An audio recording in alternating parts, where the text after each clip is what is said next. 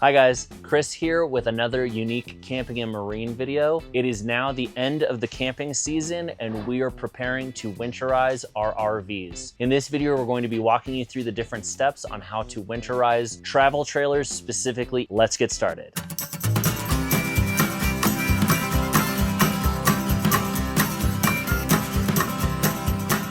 Winterizing your RV is a relatively straightforward process. What we are attempting to do is to clear out all of the fresh water from the water lines and drains, as in the P-traps in your RV's water systems, and replace it with RV antifreeze. You will know that it's RV specific antifreeze by the color, which is usually bright pink. Though there are several different kinds of RV antifreeze, we recommend using RV antifreeze that is made out of propylene glycol. This is the safest of the antifreezes out there, which you can use inside of your RV, and it will do no damage to the fittings and the water seals inside of your freshwater system. Oftentimes, the hardest part about winterizing your own RV is finding the water pump. The water pump can be located in a great variety of places inside of your RV, but it's usually relatively close to the freshwater tank. On many RVs, the best way to find the freshwater tank is by locating the exterior fill. It's usually a gravity fill, and in finding the tank, you're often very close to where the water pump is. Once you have located the water pump, it may come with a RV winterizing kit already installed on it. This will mean that you will have a hose which is either capped off or is just not connected to anything with a ball valve on it in order to divert water from the freshwater tank and instead pull from something like a bottle of antifreeze. Not all RVs come with a winterization kit. On some RVs, it is simply just the water line running from the freshwater tank, and you will need to either install a winterization kit or you'll need to attach a piece of hose to the water pump so you can pull out of a bottle of antifreeze instead of from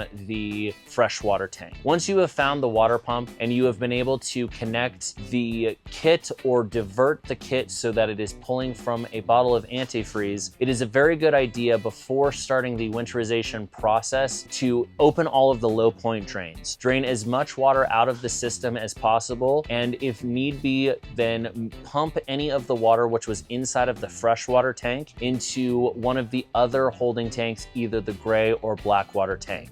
You will also want to make sure that you have deep cleaned the black water holding tank and deep cleaned the gray water holding tank before starting the winterization process. We will go in depth into this process in a different video, which we will link down in the description below. Once you've made sure that all of the liquid has been drained from the fresh black water and gray water holding tanks, and that you have emptied out all of the liquid from the lines of the freshwater system by opening up the low point drains, you will want to then bypass your water heater. Water heaters typically do not recommend having antifreeze put into them from the manufacturer, and they typically come with a kit which will allow you to bypass them. Be sure to follow the instructions as denoted in your RV's owner's manual to show you how to bypass the hot water heater. When bypassing the hot water heater, typically all that needs to happen is there are usually two ball valves which will turn off water going into and out of the water heater. There is often also a connecting piece of tubing in between the hot and cold water lines, which needs to be opened so that you can run both the hot and cold fixtures in the RV and pour antifreeze through there. This will bypass the water heater and you can do the winterization from there. If your water heater does not have a bypass kit, consult your owner's manual, and you may need to have a certified RV technician either take over from here to finish off the winterization or install a bypass kit if your RV did not come with one standard. Once you have bypassed the tanked water heater, you will want to make sure that it is cooled down and that there is no longer any heat being applied to the tank. This includes both propane and electric.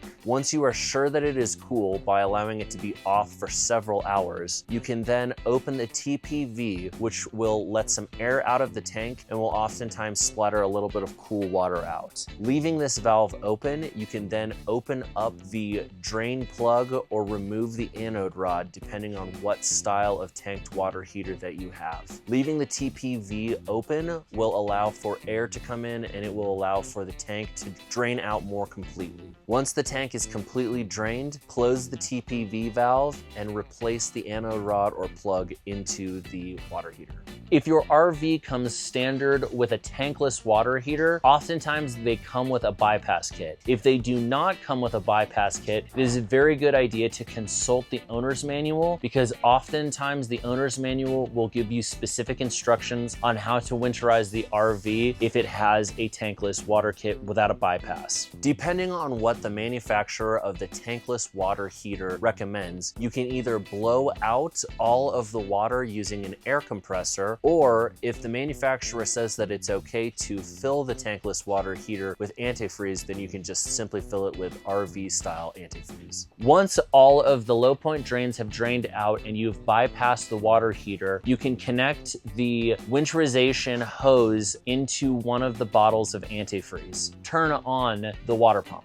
Here are some things to keep an eye out for while winterizing your own RV. Most RVs require between 3 and 6 gallons of RV-specific antifreeze to winterize the entire RV. If you turn on the water pump and it begins to pump and pump and pump and is quickly draining off one of the bottles, turn off the water pump and look around the RV to see if one of the fixtures is either open or if one of the low point drains is still open. With all of the pre-checks complete, we can now start winterizing the RV. What you will need to do is start at the fixture furthest away from where the pump is located at. This is often the outside shower. It is very important to not forget the outside shower and make sure that you run this both on hot and cold until you remove all of the water in the lines and you have gotten about 1.5 cups of pink antifreeze pouring out of that fixture from both the hot and cold settings. Something that you will want to do while winterizing your RV is to remove the screen on the city water inlet. When you remove the screen, behind it you will find a small spring-loaded button. Press this down while the pump is on and it should push antifreeze out of this orifice. It is important to do this because you do not want freezing to occur at the city water inlet.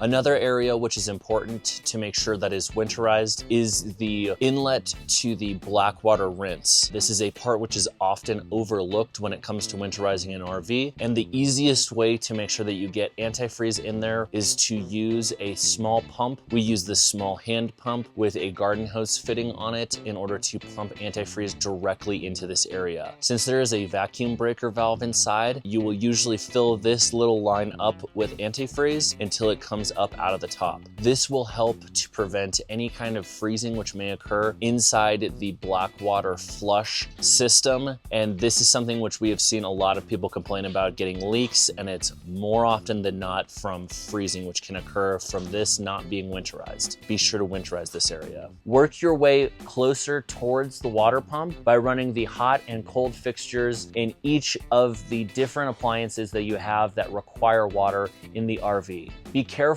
not to forget certain RV specific appliances such as washing machines and dishwashers. These will also need to be winterized. Once you have run all of the different fixtures for both hot and cold in the RV, you will want to make sure that there is at least a cup of antifreeze in each one of the P-traps in order to keep those from freezing during the winter time. Once you have completed filling up each of the different lines of the RV, you have finished up with the antifreeze portion of it, and we highly recommend that you remove the winterization kit and put it back into the normal mode, turning off the water pump after you have done this. An alternative method to winterizing the RV with antifreeze is to either blow out all of the water lines using an air compressor, or do a hybrid method, which would mean blowing out all of the water lines with an air compressor and then replacing it with antifreeze. You will want to make sure that your air compressor compressor has a regulator on it and that it is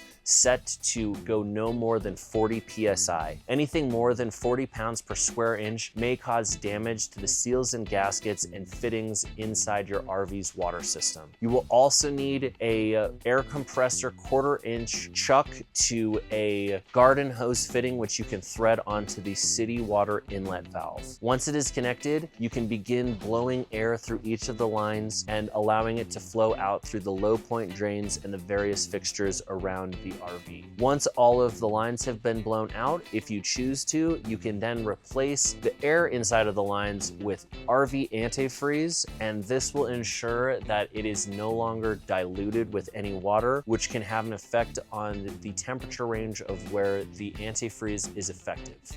So there you have it. It is pretty straightforward and relatively easy to winterize your RV. Just remember, if at any point during this process you get overwhelmed or you don't feel comfortable doing it, there is absolutely no shame in hiring somebody else, like a certified RV professional, to winterize the RV for you. Sometimes it can save you a bunch of headaches and money because you know for sure that they're not going to make any mistakes. Either way, we hope that you found this video helpful. If you have any questions or think that we left anything out, please feel free to leave them in the comments below. And as always, if you would like to, please feel free to like and subscribe. Thanks so much, and we'll see you in the next one, guys.